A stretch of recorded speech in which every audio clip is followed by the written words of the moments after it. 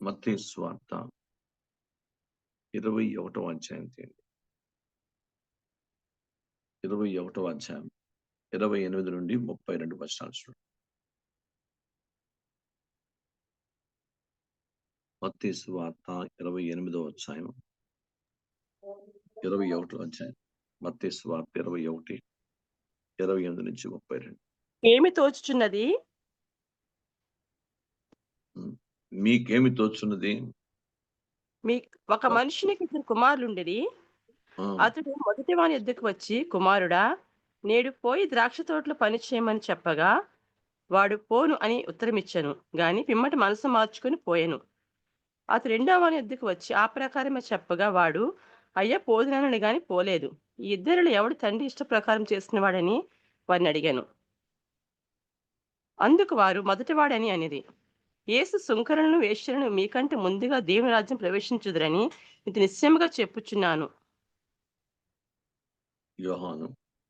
యోహాను నీతి మార్గమును మీ వద్దకు వచ్చెను, మీరు అతన్ని నమ్మలేదు. అయితే సుంకరులను వేశ్యలను అతని నమ్మిరి. మీరు అది చూచియు అతని నమ్మునట్టు పశ్చాత్తాపడకపోతిరి.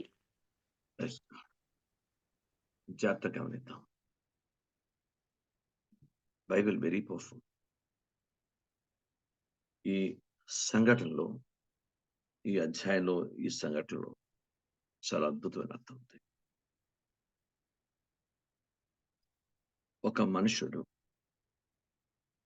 మనుషునికి 2 కుమారులు. అతడు మొదటి వాని యొద్దకు వచ్చి, కుమారుడా, నేడు పోయి ద్రాక్ష తోటలో పని చేయమని చెప్పగా వాడు పోను అని ఉత్తరం ఇచ్చాడు. కానీ పిమ్మట మనస్సు మార్చుకొని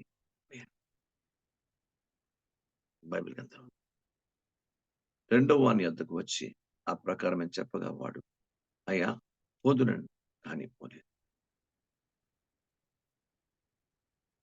ఈ కుసారి సంఘటనను జ్ఞాపకం చేసుకున్నాం. క్రైస్తవ జీవితంలో మొదటి వాని పోలి ఉన్నామో రెండో వాని పోలి ఉన్నాం.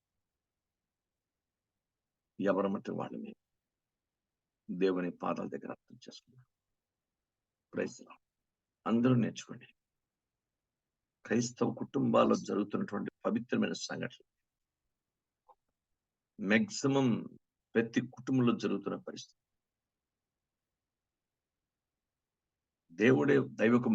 దేవుడే వచ్చి మన మధ్యకు పరిశుద్ధాత్మ ద్వారా మాట్లాడు, నాయనా నువ్వు చేస్తావా? చేస్తాను తండ్రి అని చెయ్యి. క్రైస్తవం కానీ కొంతమంది మొదటి వాడిలాగా నేను చేయను, పోను, కానీ పిమ్మట మనస్సు మార్చుకొని ఇలా మనస్సు మార్చుకున్న వారు ఎంతమంది ఉంటారు? ఒకసారి తండ్రి పాదాల దగ్గర జ్ఞాపకం చేసుకోండి. అయ్యా ఆలోచించండి. ఈరోజు తండ్రి ప్రతి ఒక్కరు జ్ఞాపకం చేసుకొని, దేవా నిజమే, క్రైస్తవులు ఎప్పుడు కూడా ఇచ్చేస్తాం తండ్రి, ప్రార్థనలో వాగ్దానాలు ఇచ్చేస్తాం, ఒంట్లో బాగాలేనప్పుడు వాగ్దానాలు ఇచ్చేస్తాం. క్రైస్తవుడు మనకి అనారోగ్యం ఉన్నప్పుడు వాగ్దానాలు ఇచ్చేస్తాం, అయినా సమస్యలు ఉన్నప్పుడు ఇలా చేస్తాం. Praise Lord. ఈ కుమారుని బాగుచేదండి, ఈ కుమారుని మీ సేవకి ఇచ్చేస్తానంట, ఈ కుమారుడు పట్ల మీ చిత్తం జరిగించమని ప్రార్థన చేస్తాం. మళ్ళీ ఆ కుమారుడికి మనం తగినంత ఆత్మీయ స్థితిని ఇలా మీరు గమనించండి. బైబిల్ గ్రంథంలో చాలా సంఘటనలు, చాలా పరిస్థితులు ప్రపంచంలో కుటుంబాలు జరుగుతున్న విషయం. పోను అని డైరెక్ట్ చెప్పిన వాడు పోతానని పిమ్మట మనస్సు మార్చుకుని వారు ఎంతమంది? పిమ్మట మనస్సు మార్చుకొని పోయాను. అది వెరీ ఇంపార్టెంట్ వర్డ్. వాడు మనస్సు మార్చుకున్నాడు. నేను జవాబు చెప్పింది ఎవరికి? నా తండ్రికి, నా యేసయ్యకి. జవాబు చెప్పింది ఎవరికి? నా కన్న తండ్రికి, నన్ను కన్న తండ్రికి. నేను జవాబు చెప్పింది ఎవరికి? నా ఆత్మీయ తండ్రికి. నేను చేయను, నేను పోను, నేను వెళ్ళను, నాకు ఇది అవదు అని మొరటుగా, మొండిగా మాట్లాడే పరిస్థితులు ఉంటే పిమ్మట మనస్సు మార్చుకొని వాడు దేవుని ఆత్మ వాడికి రివీల్ చేసినప్పుడు ఆ వ్యక్తికి, అయ్యా నువ్వు కాదన్నది ఎవరిని? సాక్షాత్తు నీ కన్న తండ్రి, సాక్షాత్తు దేవుని మాట, సాక్షాత్తు దేవుని చిత్తాన్ని తునీకరిస్తున్నావు. నువ్వు ఎవరిని తునీకరిస్తున్నావు? ఒకసారి జ్ఞాపకం చేసుకొని ప్రభు ఆత్మ మాట్లాడుతున్నప్పుడు అయ్యా మళ్ళీ మనస్సు మార్చుకొని, కానీ వేషధారులు వలె మీకు ఇచ్చేస్తాను తండ్రి, అది చేస్తాను తండ్రి, ఇలా ఉంటాను తండ్రి, అలా ఉంటాను తండ్రి, ఇచ్చేస్తానండి, మీకు ఎలా చేయిస్తానండి, ఇలా చేయిస్తానండి. ఓ ఓ ఓ ఓ మనిషిని మునగ చెట్టు ఎక్కించే పరిస్థితిలోనే ఉన్నారు ప్రజలు. వాళ్ళు కనీసం తండ్రి నేను పోదునయ్యా అనుకున్నవాడు పోలేదు. ప్రయత్నం ప్రభు కొరకు ఇచ్చేయిస్తాను, అది చేయిస్తాను, ఎలా ఉంటాను, అలా ఉంటాను. నాకు తెలిసిన కుర్రాడు, మీకు అర్థమైందా? దేవుని వాక్యం బోధించి చెప్పినప్పుడు ఆ ఆత్మలు ఇంపార్టెంట్. ఆత్మనే మాత్రం అండి. మీకు ఎందుకు 200 ఆత్మలు సంపాదించేస్తాను. 200 ఈ రోజు కనీసం ఒక్క ఆత్మను కూడా సంపాదించలేదు. మీకు అర్థమైందా? బైబిల్ గ్రంథాన్ని పరిశీలించు. మీకెందుకు పాస్టర్ గారు నేను ఆత్మలు 200 ఆత్మల సంఘాన్ని తెచ్చేస్తాను అన్నాడు. కనీసం ఒక వ్యక్తిని ప్రభువు నడిపించలేదు. తను కూడా పూర్తిగా దేవుని ఆత్మానుసారం వ్యక్తిగా లేడు. ఎంత భయానకమైన పరిస్థితి ప్రపంచం. దేవుని పాదాల దగ్గర ప్రార్థన చేసుకుంటే ఇప్పుడు అర్థమవుతుంది. క్రైస్తవ కుటుంబాలు దేవుణ్ణి ఎంత మోసగిస్తున్నాం. నేను చేస్తాను తండ్రి, నేను వెళ్తాను తండ్రి, ఈ పని చేస్తాను తండ్రి, ఆ పనిలో ఉంటాను తండ్రి, ఈ పని చేస్తాను తండ్రి, ఇలా చేస్తాను తండ్రి, అలా చేస్తాను తండ్రి. దేవుని వాక్యాన్ని, పరిశుద్ధాత్మని, పరలోకాన్ని, దేవుని సేవకుడిని ఎంత మోసగించే పరిస్థితిలో కొన్నిసార్లు పెడుతుంటాం. మనస్సు మార్చుకొని, వాడు మొండివాడిగా ఉన్నా మనస్సు మార్చుకొని పిమ్మట వాడు పోయాడు. జాగ్రత్తగా క్లుప్తమైనటువంటి మాట ఒక్కసారి గుండెలను హత్తుకుంటుంది. ఎన్నిసార్లు నీకు మాట ఇచ్చాను యేసయ్య, నీ రాజ్య పరిచయలో ఉంటాను, నీ చిత్తాన్ని నెరవేరుస్తాను, ఈ రోజు నుంచి వాక్యానుసారం ఉంటాను, ఆత్మానుసారం ఉంటాను, ప్రార్థన చేసుకుంటాను, దేవుని వాక్యంలో ఉంటాను, అయ్యా సంఘాన్ని క్రమంగా పోతాను, దేవుని పాదాల దగ్గర ప్రార్థన చేస్తాను, అయ్యా నేను క్రమబద్ధంగా ఉంటాను, ఇది చేస్తాను, అది చేస్తాను. ఎన్నో మాటలు ఇచ్చి పోకుండా వెళ్ళిన ఎంతమంది వ్యక్తులు ప్రపంచంలో ఉన్నారు. మీకు అర్థం? అదే కొంతమంది మొండిగా ఉన్నా, పెంకిగా ఉన్నా, నేను వెళ్ళను, నేను ఈ పని చేయను అనుకున్న వాళ్ళు ఎంతమంది పని చేసి దేవుణ్ణి కనపరిచేవాడు. తండ్రి పాదాల దగ్గర అర్థం చేసుకోండి. క్రైస్తవుడు ఎవరిని పోలి ఉన్నా ఈ కుటుంబం ఈ యొక్క ఇద్దరిలో బైబిల్ గ్రంథం శంకరులు వేశ్యలు మీకంటే ముందు రాజ్యానికి వెళ్ళిపోతారంటున్నాడు. యేసు ప్రభు స్వయంగా చెప్పిన మాట. వేశ్యలు మారు మనసు పొంది వెళుతున్నారు. శంకరులు గుండె బాదుకొని ప్రార్థించి దేవుని వాక్యానుసారంగా ఉండి తమ దేవుని చిత్తాన్ని జరిగిస్తూ వారి జీవితాలు మార్చుకొని ప్రభు దగ్గరికి వెళ్తున్నారు. శంకరులు వేశ్యలు మీకంటే ముందు దేవుని రాజ్యంలో ప్రవేశిస్తారని స్వయంగా ప్రభు మాట్లాడుతున్నాడు. మీరు కనీసం దైవ చిత్తానికి ఏమాత్రం యోహాను నీతి మార్గంలో వచ్చాడు, మీరు ఆయన నమ్మలేదు, ఆయన నమ్మలేదు. బైబిల్ గ్రంథం పరిశీలించండి. మీరు బైబిల్ గ్రంథంలో ఉంది, భక్తుడు రాస్తాడు, దినవృత్తాంతాల గ్రంథం రాస్తాడు. చాలా అద్భుతమైన మాట చూద్దాం. 2వ దినవృత్తాంతాల గ్రంథం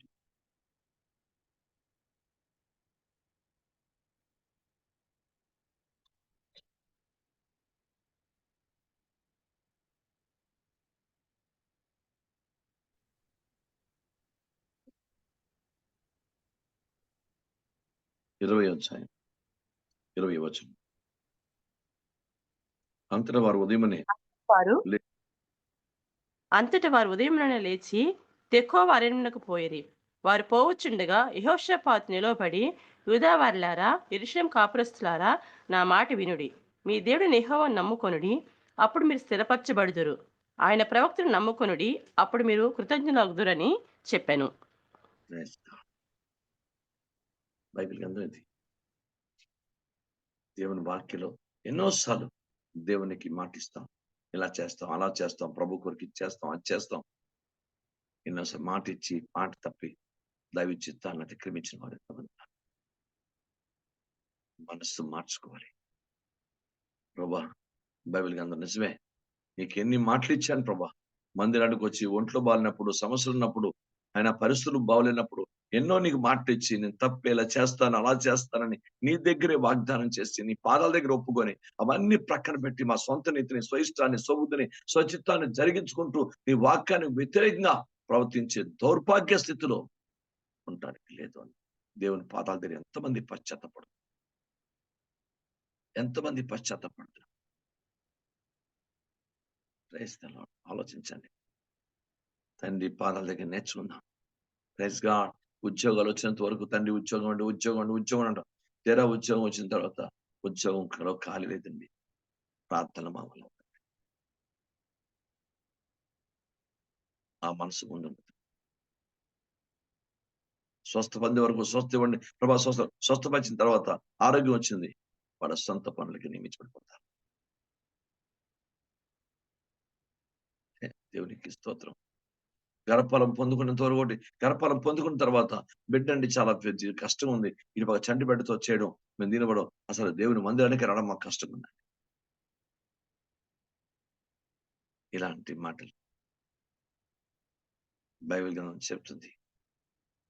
మీరు నేర్చుకున్నా ప్రభా, ఇద్దరిని దైవ చిత్తానుసారంగా, వాక్యానుసారంగా ప్రభుని వాక్యాన్ని పోలి ఉన్నట్టు ఆ పిమ్మట మనస్సు మార్చుకొని వాడిపోయాను.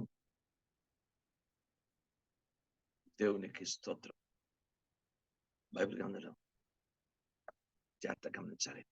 మనందరం దీంట్లో పాలుపరుస్తాం. అందరూ మాట ఇచ్చేస్తాం దేవునికి, ఇచ్చేస్తాం, అది చేస్తాం, ఇలా ఉంటాం, అలా ఉంటాం, ఇలా అని. ఆ తర్వాత ఆ పరిస్థితులు దాటిపోతే, ఒడ్డు దాటితే తెడ్డు విసిరేసి దైవ చిత్తాన్ని వ్యతిరేకంగా మనం ప్రవర్తిస్తూ ఉంటాం. క్రైస్తవుడు అది దైవ చిత్తం కాదు. మనస్సు మార్చుకోవాలి. మనస్సు మార్చుకొని ప్రభు చెప్పిన పని, ప్రభు చిత్తానికి, ప్రభు యొక్క వాక్యానికి, ప్రార్థనకు, ఆరాధనకు, దైవ చిత్తానుసారమైన జీవితానికి మన జీవితాన్ని అర్పించాలి. దేవునికి స్తోత్రం. Glory to the name of Jesus. Bible గ్రంథంలో దేవుని పని నేర్చుకుందాం. 2వ రాజుల గ్రంథం 5వ అధ్యాయం చదివితే దాంట్లో నయమాను ఎలీషా దగ్గరికి వెళ్ళినప్పుడు ఎలీషా ఆయన్ని చూడకుండానే, నువ్వు యుద్ధానికి పోయి 7 సార్లు మునుగు అని చెప్తాడు. నువ్వు యుద్ధానికి వెళ్ళి యుద్ధంలో 7 సార్లు నీ కుష్ఠత. అప్పుడు అతడు దైవ దృష్టికి వ్యతిరేకమైనట్లు మాటలు చాలా భయంకరంగా ఉంటాడు.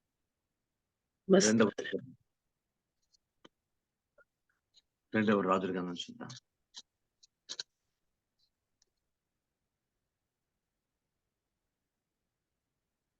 11వ అతను పలికిన మాటలు చూద్దాం. 11 అందుకు ఉమ్. నయమాను కోపం తెచ్చుకొని తిరిగిపోయి ఇట్లా నేను, అతడు నా యొద్దకు వచ్చి నిలిచి తన దేవుని యెహోవా నామమును బట్టి తన చేయి రోగముగా ఉన్న స్థలం మీద ఆడించి కుష్ఠరోగమును మాన్పునని నేను అనుకొంటిని. దమస్కు నదులైన అబేనాయును పర్పరును ఇశ్రాయేలు దేశంలో నదులన్నిటికంటే శ్రేష్టమైనవి కావా? వాటిలో స్నానము చేసి శుద్ధి నొందలేనా అని అనుకొని రౌద్రుడే తిరిగి వెళ్ళిపోయాను. చూడండి, నువ్వు స్నానం చేస్తావు కానీ కుష్ఠపోదు, శరీరానికి కూడా మట్టిపోతుంది, ఇంకిత జ్ఞానం లేకుండా మాట్లాడుతుంది, ఆలోచన లేకుండా. పర్పర్లు, ఇంకోటి మరోటి శ్రేష్టమైన నదులున్నాయి, శుద్ధి అవుతావు కానీ కుష్ఠపోదు. ఎలీషా చెప్పిన మాటను బట్టి ఏ నదిలో ఆయన మనగంటే అక్కడ నీకు స్వస్థ దేవుడు ఏర్పాటు చేశాడు. Glory to the name of Jesus. దైవ సేవకు అనే మాట అంటే చాలా చులకనగా, తప్పుగా, దైవ వాక్యాన్ని వ్యతిరేకంగా, అలవోగ్గా, ఏదో నిర్లక్ష్యంగా ఆయన చెప్పేదేంటి. జాగ్రత్త. ఒక రోజు కాకపోతే మరో రోజున కళ్ళు తెరబడి జాగ్రత్త. ఏం కాకుండా అక్కడ నదులు లేవా? ఎంత దూరం ఎందుకు రావాలి?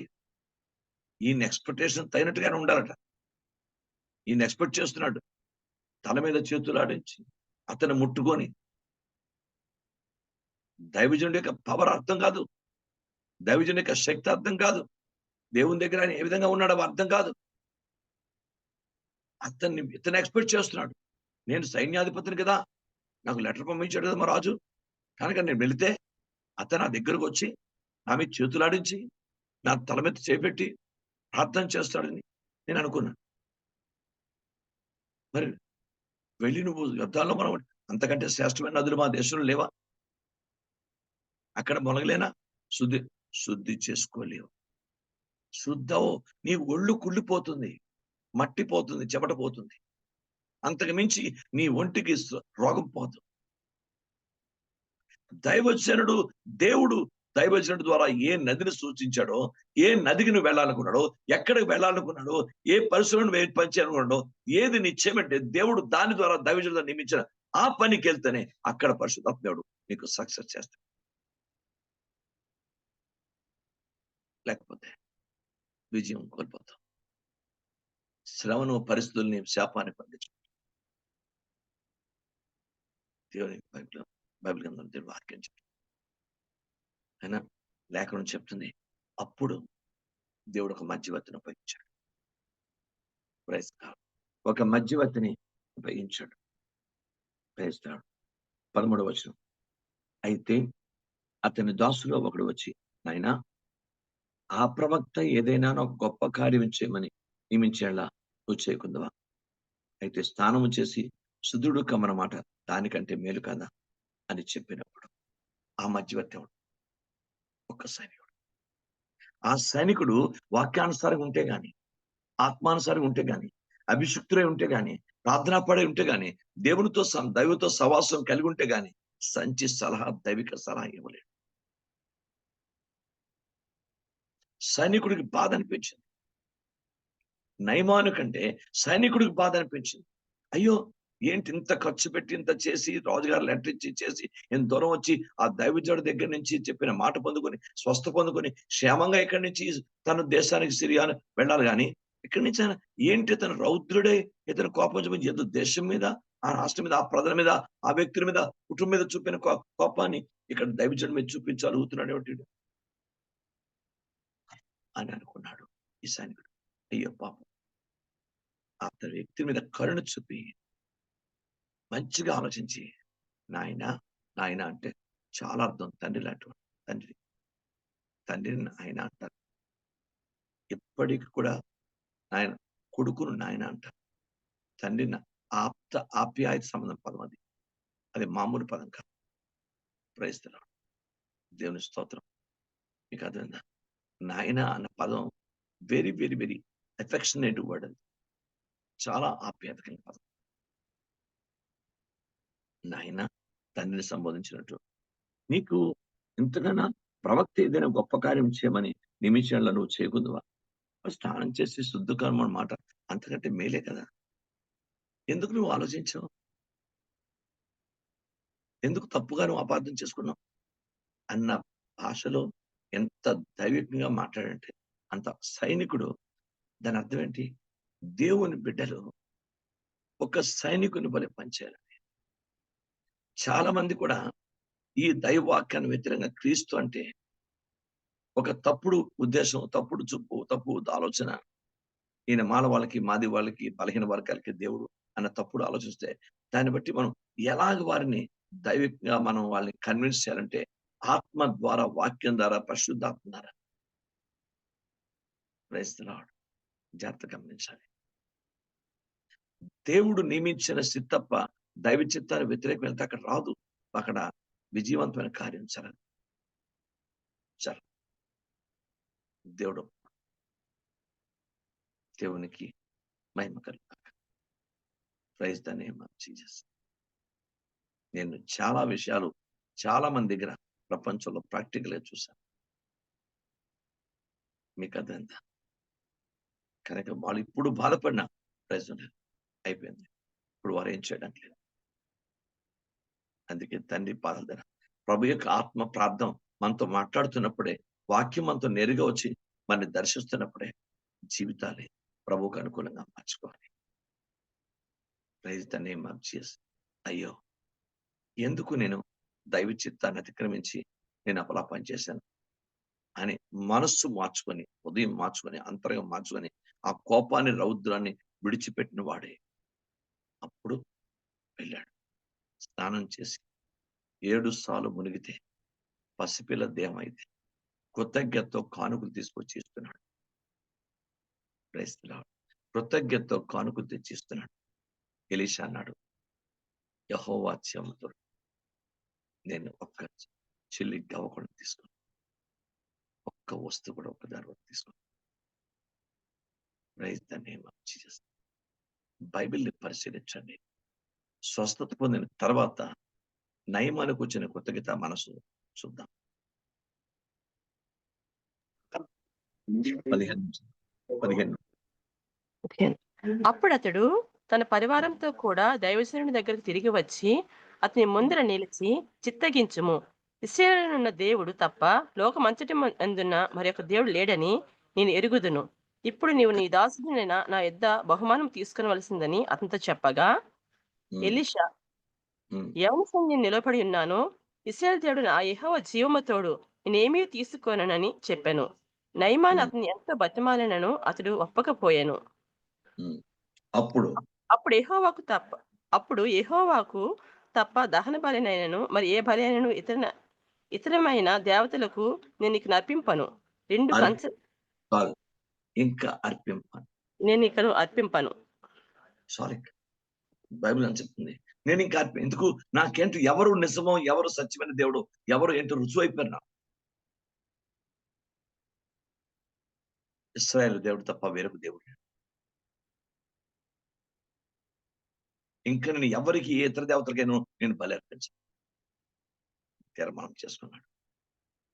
స్వస్థ పొందుకున్న తర్వాత, ఆరోగ్యం పొందుకున్న తర్వాత, ఆశీర్వాదం పొందుకున్న తర్వాత, అద్భుతం పొందుకున్న తర్వాత, మేలు పొందుకున్న తర్వాత దేవుని ఎడల తీసుకుని నిర్ణయం ఏదైనా ఉందా క్రైస్తవ జనానికి?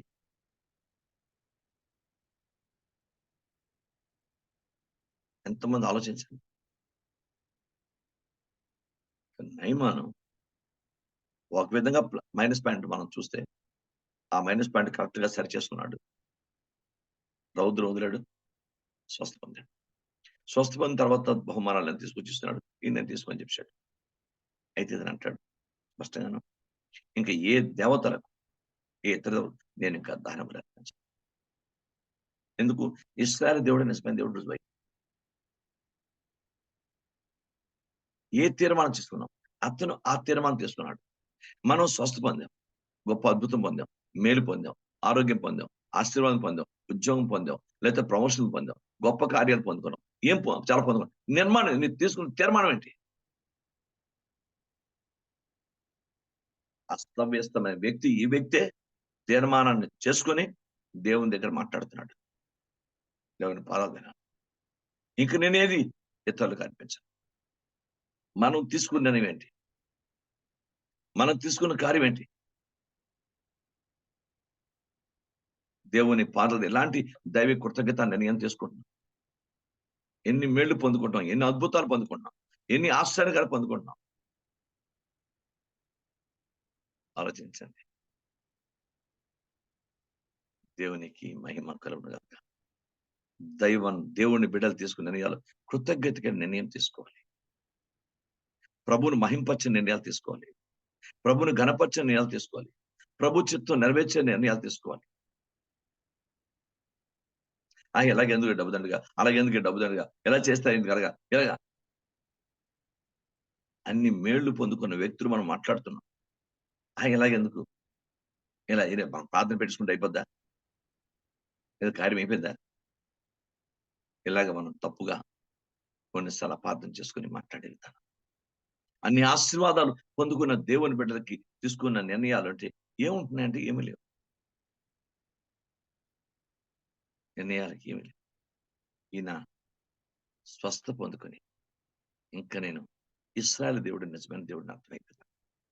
ఇంకా ఏ దేవుడికి నేను ఏ పరిస్థితి కూడా బలి అర్పణ చేయను మంచి తీర్మానం చేసుకున్నాడు. నీ జీవితంలో, నా జీవితంలో మనం తీసుకున్న తీర్మానాలండి. ఎలాంటి నిర్ణయాలు, ఎలాంటి హృదయాన ఆ దేవునికి మహిమ తెచ్చే నిర్ణయాలు తీసుకున్నాం. Praise God. పిమ్మట అతను మనస్సు మార్చుకొని పోయాడు కనుక చరిత్ర పుటలో విధేయుడే మిగిలిపోయాడు. పిమ్మట నయమాను మనస్సు మార్చుకొని దేవుని పాదాల దగ్గర సైనికుడు మాటకు లేక జాగ్రత్త గమనించండి. సైనికుడు మాట విని దైవజనుడు చెప్పినట్టు చేశాడు. ఏముంది అక్కడ? ఏముంది చూడండి అక్కడ.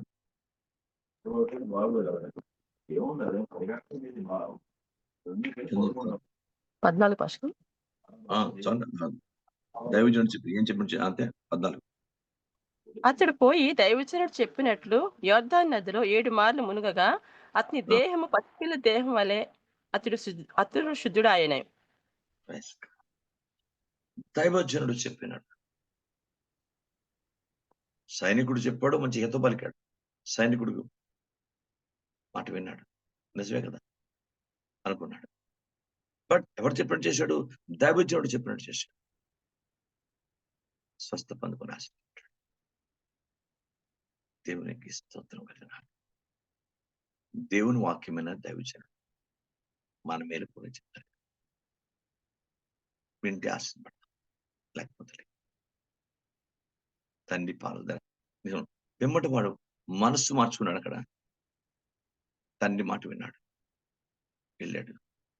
చరిత్ర పుటల్లో విధేయుడు అన్న స్థితిని ఎవరు తండ్రికి ఇష్టమైన వారంటే మొదటి వాడే. ఎక్కడ బైబిల్ అని చెప్తుంది, నయమాను తన ఉదయం తన మనస్సును నిజమే కదా. అతడిది ఒక నదికి వెళ్ళి మొరమని చెప్పాడు కదా, నీకు వెళ్ళి మరోటి చేయమని చెప్పలేదు కదా. మధ్యలో చేసి తప్పే ఉంది. ఉదయం మార్చుకున్నాడు, మనసు మార్చుకున్నాడు. దైవజనుడు చెప్పినట్లు అప్పుడు దైవజనుడు గుర్తొచ్చాడు. నిజమే కదా, ఆయన చెప్పిన మాట నేను ఎందుకు చెప్పాలా. అప్పుడు యొర్దాను నదిలోకి వెళ్ళాడు. 7 సార్లు మునిగాడు. అద్భుత కార్యం జరిగింది. పరాక్రమశాలిగా ఉన్నాడు. కానీ ఆయన మాట తీసేస్తాం. Praise God. ఒకప్పుడు 5వ అధ్యాయంలో ఏం రాయబడి ముందులోనే చూడండి, నా సొంత మాట చెప్పను. బైబిల్ ముందులో చూడండి, మొదటి వచనం ఉంది. మహా పరాక్రమశాలి. మొదటి నుంచి చదవండి. సిరియా రాజు సైన్యాధిపతి అయిన నయమాను అను ఒకడు ఉండెను. అతని చేత యెహోవా సిరియా దేశముకు జయము కలుగ చేసిండెను గనుక అతడు తన యజమాని దృష్టి ఘనుడై దయపొందిన వాడు ఆయను. అతడు మహాపరాక్రమశాలి ఉండెను గాని అతడు కుష్ఠరోగి. ఇప్పుడు గాని తీసాడు. గాని అతను కుష్ఠరోగి అనే మాట తీసాడు. అప్పుడు మహాపరాక్రమశాలి. రెండో మాట పోయింది. బైబిల్ దేవునికి లోబడి, వాక్యానికి లోబడితే, పరిశుద్ధాత్మకు లోబడితే, దేవుని చిత్తానికి లోబడితే, దైవజనుడు చెప్పినట్టు చేస్తే నీకు రెండవ స్థితి నుంచి ఏదో దైవ వాక్యాన్ని వ్యతిరేక అవమానం ఉంటుంది. దేవుడు చెప్పిన దైవిక ఘనతే, దైవ ఆశీర్వాదమే, దైవ కృపనే సమృద్ధిగా పొంది ఇక్కడ లేఖనం అది చెప్తుంది. ఇప్పుడు రెండో మాట లేదు. గాని అతడు కుష్ఠరోగి అని మాట్లాడేది. అతడు పరాక్రమశాలి. స్తోత్రం. ఈ రోజు మనం 2 సంఘటనలను దేవుని ఆత్మని ఎదురుపెట్టాడు. మొదటివాడు నేను పోను అని మొండిగా మాట్లాడిన వ్యక్తి మనస్సు మార్చుకొని వెళ్ళాడు. ఈ రోజు క్రైస్తవ బ్రదర్లు ఎన్నోసార్లు మన జీవితంలో మాట ఇచ్చాం. ప్రభు దగ్గరికి వెళ్ళి ఇచ్చేస్తాను తండ్రి, అలాగే వెళ్తాను తండ్రి, రెండో వాడు చెప్పాడు, వెళ్ళలేదు. రెండో వాడిని మనం చాలా వరకు పోలి ఉంటాం. ఎందుకంటే చాలాసార్లు మనం ఎన్నో మాటలు దేవునికి ఇచ్చాం, కానీ చేయలేదు. ఎన్నో మాటలు ప్రభుకి ఇచ్చాం. ఇలా ఉంటాను తండ్రి, అలా ఉంటాను తండ్రి, ఇలా చేస్తాను, అలా చేస్తాండి, నాకు ఇది కలిసి వస్తే, నాకు ఉద్యోగం వస్తే, నాకు జాబ్ వస్తే, లేకపోతే నాకు ఒంట్లో బాగుంటే, లేకపోతే ఇలా చేస్తాం, అలా చేస్తాం, ఎన్నో అనుకుంటాం. చెయ్యం. రెండో వాడిని పోలిన పరిస్థితి. కానీ మొదటి వాడు మనసు మార్చుకున్నాడు. నాకు మీకు ప్రభు ఆత్మ స్పష్టంగా మాట్లాడుతున్నాడు. ఎలా పోలి ఉన్నాం, ఎవరిని పోలి ఉన్నాం? ఇక్కడ నయమాను మాదిరిగా ఎక్కడైనా మన దగ్గర దేవునికి వ్యతిరేకం, సముద్రం, కోపం అలాంటి పరిస్థితులు కాకుండా దేవుని వాక్య ప్రకారమైనటువంటి నిర్ణయం తీసుకొని ఆయన చెప్పినట్టు, ఆయన యుద్ధాల్లో ఉండమన్నాడు, చెప్పినట్టు ఉండొచ్చు. అంతకంటే మంచి నదులు, ఇశ్రాయేల్ నదులు ఉన్నాయి. కానీ నువ్వు శుద్ధి పొందు, నువ్వు స్వస్థ పొందవు. నీకున్న బాట ఒంటికున్న కుళ్ళిపోద్దాం, అంతే, చెమటపోద్ది. అంతకు మించి నీకు శుద్ధి రాదు. దైవ దృష్టికి యోగ్యమైన స్వస్థని రాదు. క్రైస్తవుడు అర్థం చే నేను అక్కడ ఉండి శుద్ధి చేయబడలేనా? అవును. క్రైస్తవుడు ఆయన నిర్ణయించాడు. దేవుడు తన సేవకుని ద్వారా నిర్ణయించాడు. పలానా దగ్గర వెళ్ళు. వాళ్ళ దగ్గర మునుగు అని నిర్ణయించాడు. ఆ నదిలోనే స్వస్థపరిచే శక్తిని పెట్టాడు అక్కడ. Praise the Lord. స్వస్థపరిచే ప్రభావాన్ని పెట్టాడు అక్కడ. ఆ నదిలోనే దేవుడు పెట్టిన పిమ్మటిని వెళ్లి మునిగాడు. ఎలీషా చెప్పిన తర్వాత దేవుడు అక్కడ స్వస్థకార్యం పెట్టాడు అక్కడ. గుర్తుపెట్టుకోండి. ఇక్కడ యొర్దాను కార్యం పట్టడు. ఇంకా కొంచెం నేర్చుకోండి. దేవుడు ఎలీషా యొర్దాను దేవుని ఎలీషా మాట దైవజనుడు చెప్పినట్లు దైవజనుడు యుద్ధానికే వెళ్ళమన్నాడు. దైవజనుడు మాట చెప్పిన తర్వాత దేవుడు ఈ నయమాన్ని వెళ్ళి మునక ముందే అక్కడ స్వస్థపరిచే ప్రభావం పెట్టాడు. ఈయన వెళ్ళగానే మరి యుద్ధంలో ఎంతమంది మునుగుంటారు కదా, ఎంతో మంది స్నానం చేసి ఉంటారు కదా. కానీ నయమానికి ఎందుకు జరిగింది? ఆనాడు అనేక మంది కుష్ఠరోగులను నయమానికి స్వస్థత బైబిల్ గ్రంథంలో. విధవరాళ్ళు ఎంతో మంది ఉన్నారు, కానీ సారిపత విధవరాళ్ళందరినీ సహాయం పేరు. ఇక్కడ ప్రత్యేకమైన ఆశీర్వాదం. ముందుగా దైవజనుడు ఏ పలికాడో ఆ పలికిన మాటని యుద్ధాన్ని ముందు స్వస్థపరిచే ప్రభావం గురించి ఈయన వెళ్ళగానే స్వస్థపడిన దేవుడు ఏర్పాటు చేశాడు. అక్కడ దైవజనుడి మాట. Praise the name Jesus. దేవుని పాదాల దగ్గర నేర్చుకున్నాం. కనుక మనం ఎలా ఉన్నాం? ఈయన అప్పుడు నిర్ణయం తీసుకున్నాడు. ఇంకా ఏ దేవతకు నేను ఏ పరిస్థితి కూడా వాక్యాన్ని వ్యతిరేకంగా వాటి అర్పించడం, ఇంకా ఎలాంటి బలి అర్పించలేక నిర్ణయం తీసుకున్నాం. మనం మేలు పొందుకున్నాం, స్వస్థలు పొందుకున్నాం. దేవుని పట్ల ఎలాంటి నిర్ణయం తీసుకున్నాం? ఎవరికి వారికి ఆలోచిద్దాం. పిమ్మట మనసు మార్చుకొని వెళ్ళిన మొదటి వాడిని పోలిందాం. పశ్చాత్తపడి దైవికరం లేక రెండు వాళ్ళగా ఎన్నో చెప్పేసాం. వెళ్తాం, ఇది చేస్తాం, అది చేస్తాం, అలా ఉంటాం, అలా ఉంటాం, దేవుని ఉంటాం, ఇలా చేస్తాం, అలా చేస్తాం, సంఘానికి చేస్తాం, దేవుడికి చేస్తాం, ఎన్నో చేస్తాం. ఒక్కడు కూడా చేయలేదు. అలా ఉంటాం. మనకి అప్పగించబడి ఎవరిలా ఉంటాం, ఎలా చేస్తాం, ఏం చేస్తుంది మనకి అప్పగించబడి ఉదయకాలం ప్రభు ఆత్మనితో నాతో మాట్లాడుతున్నాడు. నిజమే తండ్రి, ఎన్నో మాటలు నీకు ఇచ్చాం, చేయలేకుండా మేము పాపం చేశాం ప్రభా. రెండో వాడిని పోలి ఉన్నాం ప్రభా, క్షమించు తండ్రి. ఇంకెప్పుడు అలా ఉంటాం. నీకు మాట ఇచ్చి తప్పే ప్రార్థన చేసుకుంటాం. ఎలాగైతే నయమాను దైవజనుడు చెప్పినట్టు మళ్ళా మాట నెరవేర్చాడు ప్రభా. నిజమే, నా ఉపదేశకుని బోధలు నేను తోసివేయకూడదయ్యా. ఉపదేశకుని బోధన ఎట్లు తోసివేశాను, అవి ఎంత బాధపడాలి? వద్దు. పరిశుద్ధాత్మ దేవుడు నాతో మీతో సూటిగా మాట్లాడుతున్నాడు. మనందరం నేర్చుకుందాం. క్షమించుకుంటాడు. ఎన్నో మేలు రక్షణలో పొందిన నాటి నుండి ఎప్పటి వరకు ఎన్నో అద్భుతాలు, మేలు, ఆశీర్వాదాలు పొందుకున్నాం. కానీ తగినంత కృతజ్ఞతగా క్షమించండి. అందరూ ప్రార్థన చేసుకుంటాం. దేవుడు తన మాటలో మన వెనుక దీవించును కాక. ఎలాంటి నిర్ణయం తీసుకుంటాం? నీ జీవితానికి ఎలాంటి నిర్ణయం తీసుకుంటాం? ఎన్నో ఆశ్చర్యకాలు పొందుకొని మనం దేవుని దగ్గర ఎలాంటి నిర్ణయాలు తీసుకుంటాం? సహాయం చేయండి. ప్రార్థన చేసుకుంటాం. తండ్రి పాదాల దగ్గర ప్రార్థన చేసుకుంటాం. మీరు ఆత్మ ద్వారా ప్రేరేపించబడి ప్రార్థించండి.